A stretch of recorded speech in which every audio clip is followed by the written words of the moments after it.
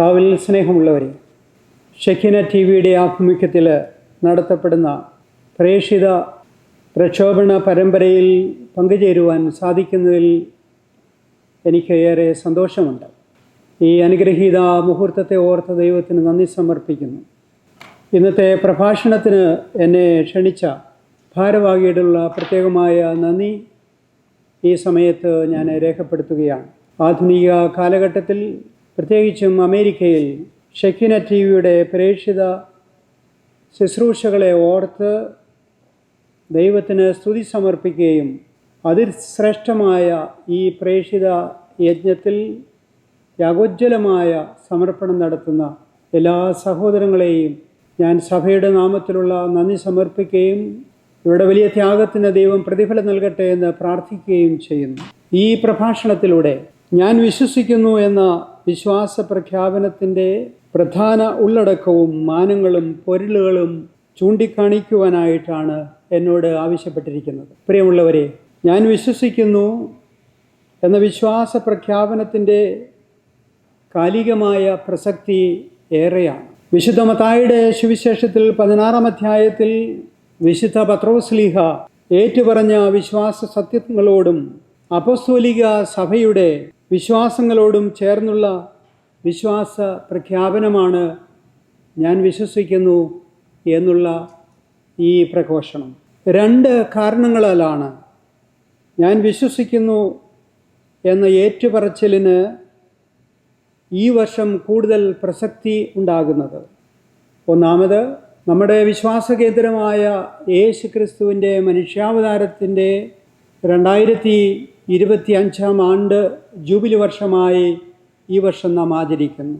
രണ്ടാമതായി, ക്രൈസ്തവ വിശ്വാസങ്ങളുടെ ഉള്ളടക്കം സമഗ്രമായി സംഗ്രഹിക്കുന്ന, ക്രോഡീകരിക്കുന്ന സഭയുടെ വിശ്വാസ പ്രമാണ രേഖയായ നിഖ്യാവിശ്വാസ പ്രമാണങ്ങൾ ക്രോഡീകരിച്ചിട്ടും നിർവചിച്ചിട്ടും 1700 വർഷം തികയുകയാണ്.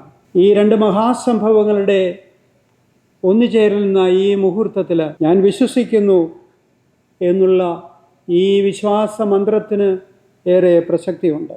കത്തോലിക്കാ സഭയുടെ മതബോധന ഗ്രന്ഥം ഈ വിഷയം വളരെ സമഗ്രമായി പ്രതിപാദിക്കുന്നുണ്ട്. വിശുദ്ധ വേദപുസ്തകത്തിൻ്റെയും മറ്റ് വെളിപാടുകളുടെയും തിരുസഭയുടെ പ്രബോധന പരമ്പരങ്ങളുടെയും 2-ാം വത്തിക്കാൻ സിനോദോസിൻ്റെ പ്രമാണ രേഖകളുടെയും അടിസ്ഥാനത്തിൽ ക്രോഡീകരിച്ചിരിക്കുന്ന ഈ ഗ്രന്ഥം ഞാൻ വിശ്വസിക്കുന്നു എന്ന വിശ്വാസ മന്ത്രത്തിൻ്റെ സമഗ്രമാനങ്ങളും വിശദീകരിക്കുന്നുണ്ട്. എന്താണ് വിശ്വാസം? വിശ്വാസത്തിൻ്റെ തലങ്ങളും രൂപങ്ങളും ഏവയാണ്? വിശ്വാസ വളർച്ചയുടെ മേഖലകൾ ഏതെല്ലാമാണ്? വിശ്വാസ സത്യങ്ങളുടെ ഉള്ളടക്കം എന്തെല്ലാമാണ്? വിശ്വാസ പ്രമാണങ്ങളുടെ ഉള്ളടക്കം എന്തെല്ലാമാണ്? ഇവയുടെ എല്ലാം ദാർശനികവും പ്രായോഗികവുമായിരിക്കുന്ന മാനങ്ങൾ ഏതെല്ലാമാണ്? ഇവയെല്ലാം ഈ വിഷയത്തോട് ചേർന്ന് പഠന വിഷയങ്ങൾ ആക്കേണ്ടതാണ്. പ്രിയമുള്ളവരെ, ഞാൻ വിശ്വസിക്കുന്നു എന്ന് കത്തോലിക്കരായ നാം ഏറ്റുപറയുമ്പോൾ അത് ത്രിയേക ദൈവത്തിലുള്ള വിശ്വാസ പ്രഖ്യാപനമാണ്. സഭയുടെ എല്ലാ പ്രാർത്ഥനകളും ആരംഭിക്കുന്നത് പിതാവിൻ്റെയും പുത്രൻ്റെയും പരിശുദ്ധാത്മാവിൻ്റെയും നാമത്തിലാണ്. സഭയുടെ എല്ലാ ആശീർവാദ കർമ്മങ്ങളും പിതാവിൻ്റെയും പുത്രൻ്റെയും പരിശുദ്ധാത്മാവിൻ്റെയും നാമത്തിൽ നൽകപ്പെടുന്നു. ഞാൻ വിശ്വസിക്കുന്നു എന്ന് നാം ഏറ്റുപറയുമ്പോൾ ദൈവം സർവശക്തൻ, ദൈവം സർവജ്ഞാനി, ദൈവം സർവവ്യാപി, ദൈവം സർവനന്മകളുടെയും ഉറവിടവും രൂപവും, ദൈവം എല്ലാറ്റിൻ്റെയും ആരംഭവും അന്ത്യവും എന്ന് നാം വിശ്വസിച്ച് ഏറ്റുപറയുന്നു. ആത്യന്തികമായ ശാന്തിയും സമാധാനവും നിത്യാനന്ദവും ദൈവത്തിലാണ് എന്നുള്ള സത്യവും ഇതിലൂടെ നാം ഏറ്റുപറയുന്നു. ദൈവം ജീവൻ്റെയും മരണത്തിൻ്റെയും നാഥനാണ് എന്നും ഇതിലൂടെ നാം ഏറ്റുപറയുന്നു. സകലരുടെയും സകലത്തിൻ്റെയും ആത്യന്തികമായ വിധികർത്താവും ദൈവമാണ് എന്നുള്ള സത്യം ഞാൻ വിശ്വസിക്കുന്നു എന്നുള്ള വിശ്വാസ മന്ത്രത്തിലൂടെ നാം ഏറ്റുപറയുന്നു. പ്രിയമുള്ളവരെ, ഈ വിശ്വാസ മന്ത്രത്തിൻ്റെ പൊരുളുകൾ മനസ്സിലാക്കുവാനായി ഇനിയും സത്യവിശ്വാസത്തെ വെളിപ്പെടുത്തുന്ന വിശ്വാസ പ്രമാണത്തിലേക്ക് നമുക്ക് ഒന്ന് കണ്ണോടിക്കാം. നിഖ്യാവിശ്വാസ പ്രമാണത്തിൻ്റെ രേഖകളിൽ നാം ഇപ്രകാരം ഏറ്റുപറയുന്നു: സർവശക്തനായ പിതാവും ആകാശത്തിൻ്റെയും ഭൂമിയുടെയും കാണപ്പെടുന്നവയും കാണപ്പെടാത്തവയുമായ സകലത്തിൻ്റെയും സൃഷ്ടാവായ സത്യ ഏക ദൈവത്തിൽ ഞാൻ വിശ്വസിക്കുന്നു. ഈ ഒന്നാമത്തെ ഖണ്ഡികയിൽ പിതാവായ ദൈവത്തിലുള്ള വിശ്വാസത്തോടു കൂടിയാണ് ആരംഭിക്കുന്നത്. ആ പിതാവ് സർവശക്തനാണ്. ആ പിതാവ് സൃഷ്ടാവാണ്. ആകാശത്തിൻ്റെയും ഭൂമിയുടെയും സൃഷ്ടാവാണ്. കാണപ്പെടുന്നതും കാണപ്പെടാത്തതുമായ സകലത്തിൻ്റെയും സൃഷ്ടാവാണ്. പിതാവിനെ സൃഷ്ടാവായിട്ട് നാം ചിത്രീകരിക്കുമ്പോൾ, പ്രിയമുള്ളവരെ, തിരുവചനത്തിൽ വെളിപ്പെടുത്തപ്പെട്ടിരിക്കുന്ന മറ്റൊരു സത്യം നാം മറന്നു പോകാൻ പാടില്ല.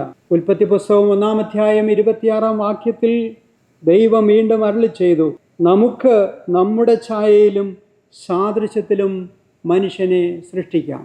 ഈ വചനത്തിൻ്റെ അർത്ഥം സൃഷ്ടിയുടെ ആരംഭത്തിൽ തന്നെ സൃഷ്ടികർമ്മത്തിൽ പിതാവിൻ്റെയും പുത്രൻ്റെയും പരിശുദ്ധാത്മാവിൻ്റെയും സാന്നിധ്യവും ശക്തിയും ഉണ്ടായിരുന്നു എന്നുള്ളതാണ്. വിശ്വാസ പ്രമാണത്തിൻ്റെ 2-ാം ഖണ്ഡികയിൽ പുത്രനായ ദൈവത്തെപ്പറ്റിയുള്ള പ്രതിപാദനമാണ്, വിശ്വാസത്തിൻ്റെ ഏറ്റുപറച്ചിലാണ് നാം കാണുന്നത്. പുത്രനായ ദൈവത്തെപ്പറ്റി വിശ്വാസ പ്രമാണം നമ്മെ പഠിപ്പിക്കുന്നത് ദൈവത്തിൻ്റെ ഏകപുത്രൻ ആണ് എന്നുള്ളതാണ്. ഈ ഏകപുത്രൻ 2000 വർഷങ്ങൾക്ക് മുൻപ് മനുഷ്യനായി ജനിച്ചുവെങ്കിലും സർവ്വലോകങ്ങൾക്ക് മുൻപേ പിതാവിൽ നിന്ന് ജനിച്ചവനാണ്. പ്രകാശത്തു നിന്നുള്ള പ്രകാശവും സത്യദൈവത്വത്തിൽ നിന്നുള്ള സത്യദൈവവും, ജനിച്ചവനും സൃഷ്ടിയല്ലാത്തവനും, സാരാംശത്തിൽ പിതാവിനോട് സമത്വമുള്ളവനും, സർവ്വ സൃഷ്ടികളുടെയും ഹേതുവായ മനുഷ്യരായ ഞങ്ങൾക്കും ഞങ്ങളുടെ രക്ഷയ്ക്കും വേണ്ടി സ്വർഗത്തിൽ നിന്ന് ഇറങ്ങിയവനുമാണ്. വളരെ ഗഹനമായ വിശ്വാസ സത്യമാണ് പുത്രൻ തമ്പുരാനെ പറ്റി ഈ വിശ്വാസ പ്രമാണം നമ്മെ പഠിപ്പിക്കുന്നത്. ഈ പുത്രൻ തമ്പുരാൻ നിൽ വിശ്വസിക്കുന്നു എന്ന് പറയുമ്പോൾ, ഈ പുത്രൻ തമ്പുരാൻ പരിശുദ്ധ റൂഹായാൽ ദൈവമാതാവായ വിശുദ്ധ കന്യകമറിയാമിൽ നിന്നും ശരീരമെടുത്തു എന്നും നാം വിശ്വസിക്കുന്നു. അതോടൊപ്പം തന്നെ മനുഷ്യനായി ജനിച്ച പുത്രൻ തമ്പുരാൻ പൊന്തിയോസ് പീലാത്തോസിൻ്റെ കാലത്ത് ക്രൂശിക്കപ്പെട്ടു, കഷ്ടത അനുഭവിച്ചു, മരിച്ചു എന്നും നമ്മൾ വിശ്വസിക്കുന്നു. വിശ്വാസ പ്രമാണത്തിൻ്റെ തുടർച്ചയായി, അതിൻ്റെ സത്യമായി കർത്താവിൻ്റെ പുനരുത്ഥാനം, 3-ാം ദിവസത്തെ പുനരുത്ഥാനം, അവിടുന്ന് സ്വർഗത്തിൽ പിതാവിൻ്റെ വലതുഭാഗത്ത് ഇരിക്കുന്നു എന്നും വിശ്വസിക്കുന്നു. അവിടുന്ന് വീണ്ടും വരുമെന്നും നമ്മൾ വിശ്വസിക്കുന്നു. മഹത്വത്തോടുകൂടി വരുവാനിരിക്കുന്നവനാണ് എന്നും നമ്മൾ വിശ്വസിക്കുന്നു. വിശ്വാസ പ്രമാണത്തിൻ്റെ ഞാൻ വിശ്വസിക്കുന്നു എന്നുള്ള ആ വിശ്വാസമന്ത്രത്തിൻ്റെ 3-ാമത്തെ ഭാഗം പരിശുദ്ധാത്മാവിലുള്ള നമ്മുടെ വിശ്വാസത്തിൻ്റെ പ്രഖ്യാപനമാണ്. പരിശുദ്ധാത്മാവ് സകലതും വിശുദ്ധീകരിക്കുന്നവനാണ്, നവീകരിക്കുന്നവനാണ് എന്ന് നാം വിശ്വസിക്കുന്നു. ഉദാശകളിലൂടെ പരിശുദ്ധാത്മാവിൻ്റെ പ്രവർത്തനം സംഭവിക്കുന്നു എന്ന് നമ്മൾ വിശ്വസിക്കുന്നു. പ്രിയമുള്ളവരെ, സത്യവിശ്വാസത്തിൻ്റെ വിശ്വാസ പ്രമാണത്തിൻ്റെ 4-ാമത്തെ ഭാഗത്ത് തിരുസഭയിലുള്ള വിശ്വാസത്തെപ്പറ്റി നാം ഏറ്റുപറയുന്നു. പുണ്യവാന്മാരുടെ ഐക്യത്തെപ്പറ്റിയുള്ള വിശ്വാസം നാം ഏറ്റുപറയുന്നു. ദൈവകൃപയുടെ നീർച്ചാലുകളായി കൂദാശകളെ നാം അംഗീകരിച്ചുകൊണ്ട് കൂദാശയിലുള്ള കൃപാവരത്തെ നാം സ്വീകരിക്കുകയും അതിൻ്റെ അനുഭവങ്ങളിലേക്ക് നമ്മെ തന്നെ നയിക്കുകയും ചെയ്യുന്നു. ഈ വിശ്വാസ പ്രമാണത്തിൽ സഭയുടെ പ്രേക്ഷിത സ്വഭാവത്തെപ്പറ്റിയും സഭയുടെ കൗദാശികമായ സ്വഭാവത്തെപ്പറ്റിയും നാം ഏറ്റുപറയുന്നുണ്ട്, വിശ്വസിക്കുന്നുണ്ട്. ഈ വിശ്വാസ പ്രമാണത്തിൽ ഞാൻ വിശ്വസിക്കുന്നു എന്ന് പറയുമ്പോൾ മരിച്ചവരുടെ പുനരുത്ഥാനത്തെപ്പറ്റി നാം വിശ്വസിക്കുന്നു. കർത്താവിൻ്റെ പുനരാഗമനത്തെയും അന്തിമ വിധിയെയും ഓർത്ത് അവയിലുള്ള വിശ്വാസം കൂടി നാം ഏറ്റുപറയുകയാണ് ചെയ്യുന്നത്. കർത്താവിൽ സ്നേഹമുള്ള സഹോദരങ്ങളെ, ഞാൻ വിശ്വസിക്കുന്നു, അഥവാ ഞങ്ങൾ വിശ്വസിക്കുന്നു എന്ന വിശ്വാസമന്ത്രം ദൈവത്തിൻ്റെയും മനുഷ്യവർഗത്തിൻ്റെയും ഈ ഭൂമിയുടെയും പ്രപഞ്ചത്തിൻ്റെയും പ്രകൃതി മുഴുവൻ്റെയും ആവാസ വ്യവസ്ഥിതിയുടെയും സമസ്ത അസ്തിത്വങ്ങളുടെയും യാഥാർത്ഥ്യങ്ങളുടെയും സമ്പൂർണ്ണ രഹസ്യങ്ങൾ ഉൾച്ചേരുന്ന സമഗ്രതയിലേക്ക് നമ്മെ നയിക്കുന്നു. കർത്താവിൽ സ്നേഹമുള്ളവരെ, വിശ്വാസത്തിൻ്റെ ദൈവശാസ്ത്രപരമായ മാനങ്ങളെപ്പറ്റിയാണ് ഞാൻ പങ്കുവച്ചത്. ഈ ദൈവശാസ്ത്രപരമായ മാനങ്ങൾക്ക് എന്നും പ്രായോഗികമായ അനുഭവ തലത്തിൽ വലിയ പ്രസക്തിയുണ്ട്. ദൈവം സൃഷ്ടാവാണ് എന്നുള്ള വിശ്വാസ പ്രഖ്യാപനത്തോടു കൂടിയാണ് ഞാൻ എൻ്റെ പ്രഭാഷണം ആരംഭിച്ചത്. ഇത് വിശ്വസിക്കുന്ന ഒരു വ്യക്തിയുടെ അനുഭവം നിങ്ങളോടൊത്ത് ഞാൻ പങ്കുവയ്ക്കുവാൻ ആഗ്രഹിക്കുകയാണ്. ഞാൻ ആശുപത്രിയിൽ ശുശ്രൂഷ ചെയ്യുന്ന ഒരു കാലയളവിൽ ഒരു രോഗിണി അവളുടെ ദാമ്പത്യ ജീവിതത്തിൽ 6 തവണ ഗർഭം ധരിച്ചു. എങ്കിലും 6 തവണയും ആ ശിശുവിനെ, ഗർഭസ്ഥയായ ശിശുവിനെ അവൾക്ക് നഷ്ടമായി. ഗർഭം അലസിപ്പോയി. 7ാമത്തെ തവണ അവൾ ഗർഭവതിയായെന്ന് അറിഞ്ഞപ്പോൾ ഞാൻ സേവനം ചെയ്തിരുന്ന ആശുപത്രിയിൽ ഗൈനക്കോളജിസ്റ്റിൻ്റെ സഹായത്തോടുകൂടി സമ്പൂർണമായ ബെഡ് റെസ്റ്റിന് വേണ്ടി അവൾ തയ്യാറായിട്ട് വന്നു. ഡോക്ടേഴ്സ് നിർദ്ദേശിച്ചതനുസരിച്ച് പ്രസവം വരെയും ആ സ്ത്രീ ആശുപത്രിയിൽ കഴിയണമെന്ന് അവൾ ആഗ്രഹിച്ചു. അത്രമാത്രം പ്രഷ്യസായ ഒരു ബേബിയെയാണ് അവൾക്ക് ലഭ്യമായിരിക്കുന്നത്. ആശുപത്രിയെ സംബന്ധിച്ചിടത്തോളം അങ്ങനെ ഒരു പേഷ്യൻ്റ് ദീർഘനാൾ ആശുപത്രിയിൽ കഴിഞ്ഞാൽ അത് സാമ്പത്തികമായിട്ട് സ്ഥാപനത്തിന് നഷ്ടമുണ്ടാക്കും, അസൗകര്യമുണ്ടാക്കും. എങ്കിലും ആ സ്ത്രീയും അവരുടെ ഭർത്താവും വിശ്വാസപൂർവ്വം സ്ഥാപനത്തിൻ്റെ ചുമതലക്കാരെന്ന നിലയിൽ ഒരു പ്രത്യേകമായ അനുവാദം എന്നോട് ചോദിച്ചു. ഈ അനുവാദത്തോടൊപ്പം അവരെന്നോട് ആവശ്യപ്പെട്ടത് എല്ലാ ദിവസവും എനിക്ക് വിശുദ്ധ കുർബാന വേണം. വിശുദ്ധ കുർബാനയുടെ ശക്തി, ഈശോ മിശിഹായുടെ ശക്തി എൻ്റെ ഉദരത്തിലുള്ള ശിശുവിന് ആരോഗ്യം നൽകും. അതിലൂടെ എനിക്കൊരു ശിശുവിനെ ലഭ്യമാകും എന്നവൾ വിശ്വസിച്ചു. എല്ലാ ദിവസവും വിശുദ്ധ കുർബാനയെ അർപ്പിച്ചതിന് ശേഷം ഈ മുറിയിലേക്ക് വിശുദ്ധ കുർബാനയുമായി ഞാൻ പോയിരുന്നു. ആ സ്ത്രീയും അവരുടെ ഭർത്താവും, ഇല്ലെങ്കിൽ അമ്മയും, ആരെങ്കിലും ഒരു കുടുംബത്തിലെ വ്യക്തി ഈ സന്ദർഭത്തിൽ മുട്ടുകുത്തി വിശുദ്ധ കുർബാന സ്വീകരിച്ചിരുന്നു. കാലത്തികവിൽ ആ സ്ത്രീക്ക് ഒരു ശിശുവിനെ, ഒരു ആൺകുഞ്ഞിനെ ലഭ്യമായി. ആരോഗ്യമുള്ള ആൺകുഞ്ഞിനെ ലഭ്യമായി. ആ സ്ത്രീക്ക് മറ്റൊരാഗ്രഹം കൂടി ഉണ്ടായിരുന്നു. ആ ശിശുവിനെ ഞാൻ തന്നെ മാമോദീസ മുക്കണം. ആശുപത്രിയുടെ ചാപ്പലിൽ വെച്ച് പ്രത്യേക അനുവാദത്തോടുകൂടി ആ ശിശുവിന് മാമോദീസ നൽകി. വിശ്വാസ പ്രമാണത്തിൽ ദൈവം സൃഷ്ടാവാണ് എന്ന് പറയുമ്പോൾ അത് ആഴമായിട്ട് വിശ്വസിച്ച സ്ത്രീ ജീവൻ്റെ ഉറവിടമായി ദൈവം തന്ന അവളുടെ ഗർഭത്തിൽ ഉരുവായ ആ ശിശുവിനെ കണ്ടു. അതിൻ്റെ വളർച്ചയ്ക്ക് വേണ്ടി അവൾ നിരന്തരമായി പ്രാർത്ഥിച്ചു. ദൈവവൈതലായ യേശുവിൻ്റെ ഛായയിലും സാദൃശ്യത്തിലുമാണ് എൻ്റെ ശിശുവും എൻ്റെ ഉദരത്തിൽ വളരുന്നത് എന്നവൾ പ്രാർത്ഥിച്ചുകൊണ്ട് പരിശുദ്ധ അമ്മയുടെ മാധ്യസ്ഥം അപേക്ഷിച്ചു.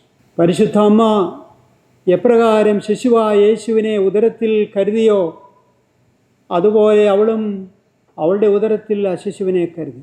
പ്രസവത്തിന് ശേഷവും വിശ്വാസത്തിൻ്റെ കൈമാറ്റം നടത്തി മാമോദിസായും വിശുദ്ധ മൂറോനും വിശുദ്ധ കുർബാനയും ആ ശിശുവിന് സ്വീകരിക്കുവാനായിട്ടുള്ള അവസരം കൊടുത്തു. പ്രിയമുള്ളവരെ, വിശ്വാസ പ്രമാണത്തിൽ നാം പഠിപ്പിക്കുന്ന ഈ സത്യങ്ങൾ നമ്മുടെ അനുദിന ജീവിതത്തിൽ യാഥാർത്ഥ്യമാക്കുവാൻ നമുക്ക് സാധിക്കുമ്പോഴാണ് വിശ്വാസം അനുഭവമായിട്ട് തീരുന്നത്. അല്ലായെങ്കിൽ അത് വെറും ആദർശത്തിൻ്റെ തലങ്ങളിൽ, താത്വികമായ തലങ്ങളിൽ നിന്നുപോകും എന്നുള്ളതാണ് സത്യം. ഇതുപോലെയുള്ള അനേക വിശ്വാസ സാക്ഷ്യങ്ങൾ നമുക്ക് പങ്കുവയ്ക്കുവാനായിട്ട് സാധിക്കും, ഓർത്തെടുക്കുവാൻ സാധിക്കും.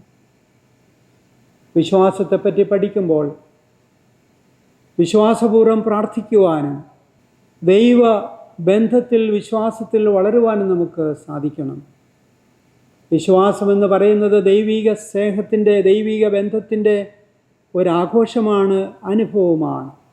ദൈവം എന്നെ സ്നേഹിക്കുന്നു, ദൈവം എന്നെ കരുതുന്നു, ദൈവം എന്നെ വീണ്ടെടുക്കുന്നു, ദൈവം എന്നെ രക്ഷിക്കുന്നു, ദൈവം എന്നെ വിധിക്കുന്നു എന്നുള്ള ആ അനുഭവങ്ങൾ അനുദിന ജീവിതത്തിൽ നാം ആസ്വദിക്കുവാനും അതിൽ വിശ്വസിക്കുവാനും നമുക്ക് സാധിക്കണം. അതിനെല്ലാം ഞാൻ വിശ്വസിക്കുന്നു എന്നുള്ള ഈ വിശ്വാസമന്ത്രം നമുക്ക് പ്രചോദനം നൽകട്ടെ എന്ന് പ്രാർത്ഥിക്കണം.